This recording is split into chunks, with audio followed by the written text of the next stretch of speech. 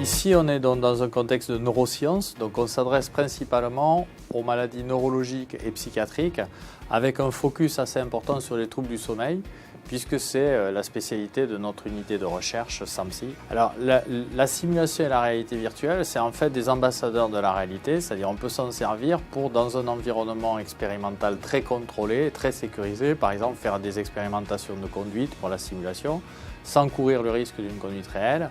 ou pour transférer des connaissances qu'on peut avoir dans l'évaluation de la cognition, c'est-à-dire de la perception de l'environnement, en recréant des environnements artificiels, ou alors même des humains virtuels, c'est-à-dire des agents conversationnels animés qui vont nous permettre soit de venir en aide des médecins et des infirmiers pour prendre en charge les patients, soit pour venir en aide aux étudiants pour apprendre des cas cliniques ou des pathologies très rares qui seraient difficiles à appréhender au cours du cursus médical. Il y a un nouveau champ très important de développement qui est le champ aéronautique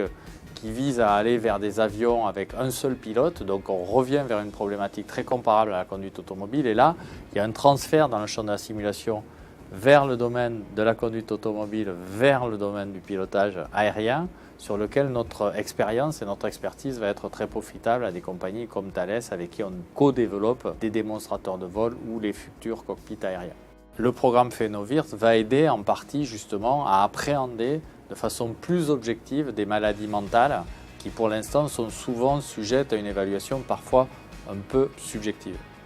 Le développement de la médecine ambulatoire accompagnée par l'hôpital va faire qu'on va sûrement maintenant accompagner beaucoup plus les malades à domicile pour limiter les temps d'hospitalisation, mais pour quand même avoir un suivi assez intense avec eux. En ayant des démarches anticipatoires, on pourrait prévenir énormément de maladies ou en tout cas permettre aux individus d'ajuster leur comportement ou de mieux analyser leurs symptômes avant qu'on arrive jusqu'à une maladie déclarée.